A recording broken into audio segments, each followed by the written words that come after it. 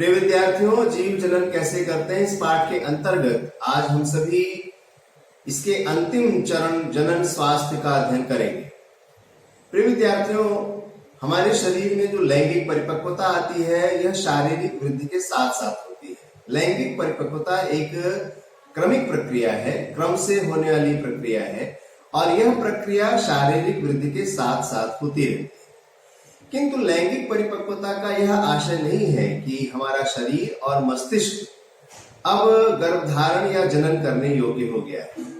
तो आखिर इस प्रश्न पर हम लोग विचार करते हैं कि यह कैसे तय हो कि अब हमारा शरीर गर्भधारण आया या जनन के योग्य हो गया है।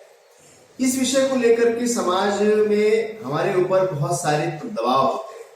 कभी मित्रों का दबाव होता है, कभी परिवार का दबाव होता है कि विवाहोपरांत शीघ्रातिशीघ्र गर्भ धारण किया जाए या जनन प्रक्रिया के द्वारा संतान उत्पत्ति की जाए। किंतु इस विषय पर निर्णय केवल शारीरिक रूप से समर्थ होने के आधार पर ही नहीं किया जा सकता है।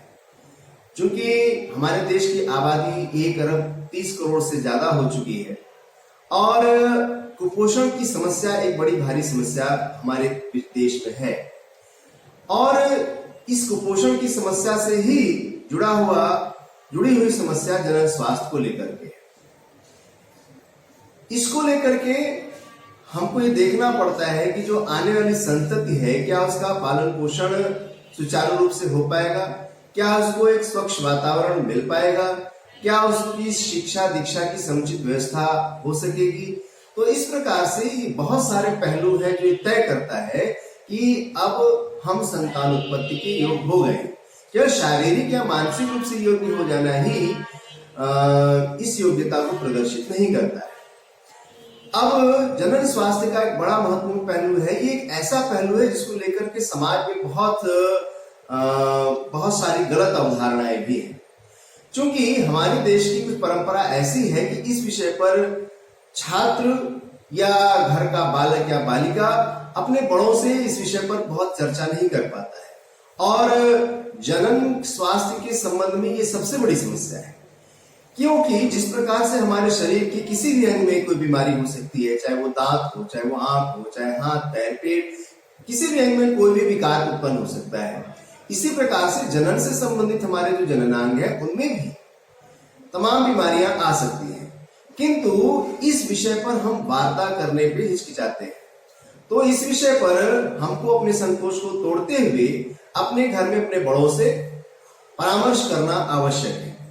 और अगर हमको लगता है कि इस विषय पर हमें विशेषज्ञ की सलाह लेनी चाहिए तो हमें निश्चित रूप से डॉक्टरी परामर्श भी लेना चाहिए।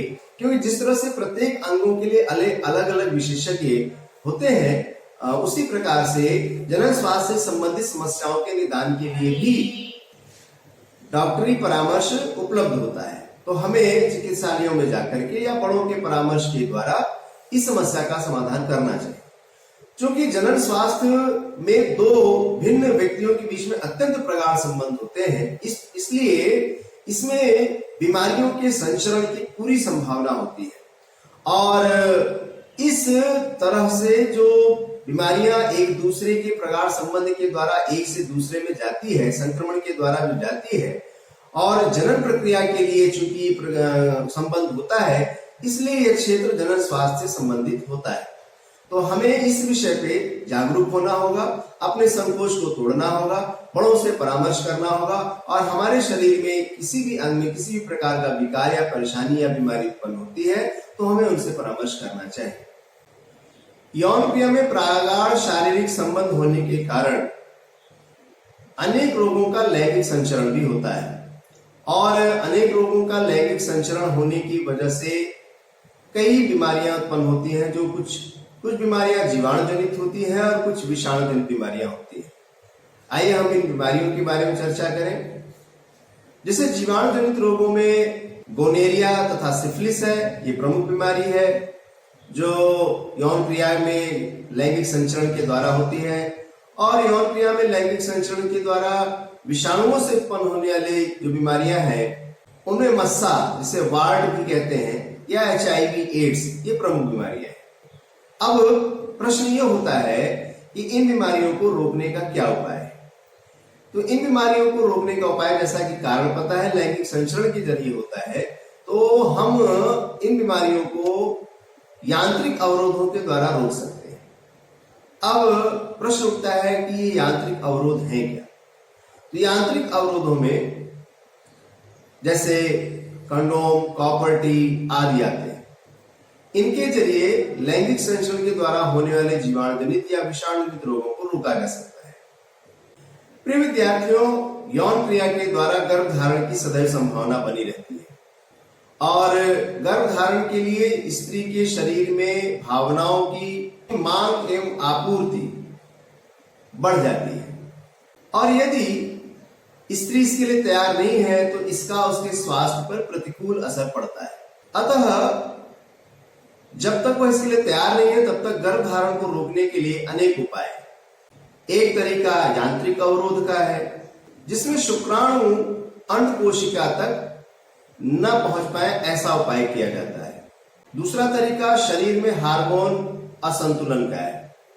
इसके जरिए अंड के मोचन को रोका जाता है। जो स्त्री के शरीर में अंडाशय से अंड का मोचन होता है उसको रोका जाता है और जब अंड का मोचन ही नहीं हो पाता है तो निषेचन की क्रिया अधूरी रह जाती है और जिससे गर्भधारण नहीं हो पाता। इस हार्मोन संतुलन में परिवर्तन के लिए गोलियों का सेवन किया जाता है, किंतु इसका शरीर पर दुष्प्रभाव भी पड़ सकता है। गर्भधारण को रोकने के लिए कुछ अन्य उपाय भी हैं, जिसमें पुरुषों द्वारा अपनाए जाने वाले प्रमुख उपायों में शिश्न के लिए आवरण या कंडोम का प्रयोग करके हम गर्भधारण को रोक सकते हैं और ये एक बहुत ही सरल और सटीक उपाय है और इससे लैंगिक संचरण के द्वारा होने वाले रोगों पर भी काफी रोक लगाई जा सकती है। इसके अलावा लूप अथवा कॉपर टी भी ऐसे उपाय हैं जिनसे गर्भधारण को रोका जा सकता है, परंतु इससे गर्भाशय में उत्तेजना पैदा होती है और यह उत्तेजना शरीर पर विपरीत प्रभाव भी डाल सकती है। गर्भधारण को रोकने का जो सबसे प्रचलित और स्थायी उपाय है वह है बंधीकरण, या इसे हम नसबंदी भी कहते हैं। इसमें शुक्राणुओं के मार्ग को अवरुद्ध कर दिया जाता है और शुक्राणुओं के मार्ग को अवरुद्ध करने के लिए शुक्रवाहिकाओं को काट करके उनका मुंह बंद कर दिया जाता है और यह प्रक्रिया शल्य चिकित्सा के द्वारा होती है। इसी तरह से स्त्रियों में भी जो अंडवाहिनी है, जो अंडाशय से अंड को लेकर के गर्भाशय तक जाती है, उस अंडवाहिनी को काट करके उसका मार्ग भी अवरुद्ध कर दिया जाता है। यह गर्भधारण को रोकने के स्थायी उपाय है। यह प्रक्रिया शल्य चिकित्सा के द्वारा होती है जैसा मैंने बताया और यह भविष्य के लिए बहुत ही सुरक्षित होती है, किंतु असावधानी पूर्वक की गई शल्य चिकित्सा से संक्रमण का भी खतरा रहता है। शल्य चिकित्सा के द्वारा अनचाहे गर्भ को भी हटाया जा सकता है, किंतु समाज में इसका बहुत दुरुपयोग होता है और इस दुरुपयोग के अंतर्गत कहीं न कहीं पुरुष मानसिकता के कारण मादा भ्रूण को गर्भ में ही समाप्त करने के लिए इस उपाय को लोग अपनाते हैं, जिस पर बहुत ही सख्त कानूनी प्रावधान है और यह गैर कानूनी प्रक्रिया है, क्योंकि इसकी वजह से हमारे देश में लिंगानुपात बहुत गड़बड़ हो रहा है। लिंगानुपात गड़बड़ होने का तात्पर्य है कि बालिकाओं का अनुपात बालकों की अपेक्षा में काफी कम है। मादा भ्रूण की निर्मम हत्या के कारण हमारे देश में लिंगानुपात लगातार घट रहा है, जो हम सभी के लिए भयंकर चिंता का विषय है। हम सभी ने इस पाठ के प्रारंभ में देखा कि जीव जनन क्यों करते हैं। जीव जो अपनी समष्टि है, जो अपनी जाति है, उसको संरक्षित और सुरक्षित रखने के लिए, उसकी उत्तरजीविता को बनाए रखने के लिए जनन प्रक्रिया करते हैं, किंतु जनसंख्या का विशाल आकार बहुत से लोगों के लिए चिंता का विषय है। इसका मुख्य कारण यह है कि जनसंख्या के बढ़ते आकार के कारण लोगों के जीवन स्तर को सुधारना एक बहुत ही दुष्कर कार्य है।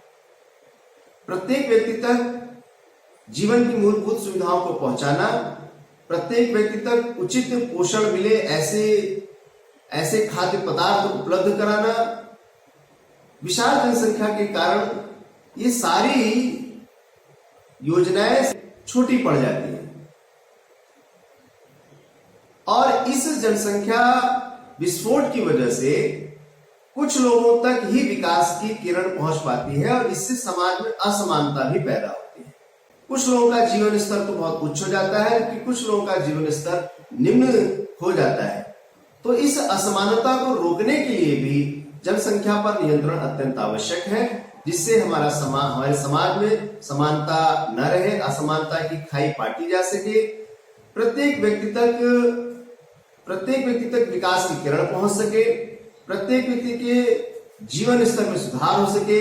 इसके लिए जनसंख्या नियंत्रण अत्यंत आवश्यक है और उसके लिए जो उपाय भी बताए गए हैं आपके पाठ में, उन उपायों का उपयोग करा जाना आवश्यक है। प्रिय विद्यार्थियों, इस प्रकार से जीव जनन कैसे करते हैं इस पाठ का समापन हुआ। प्रिय विद्यार्थियों, इस पाठ से संबंधित अंतिम वीडियो में हम लोग इस पाठ के अध्ययन के आधार पे जो प्रश्न बनते हैं उन प्रश्नों का समाधान करने का प्रयास करेंगे। तब तक के लिए शुभमस्तु।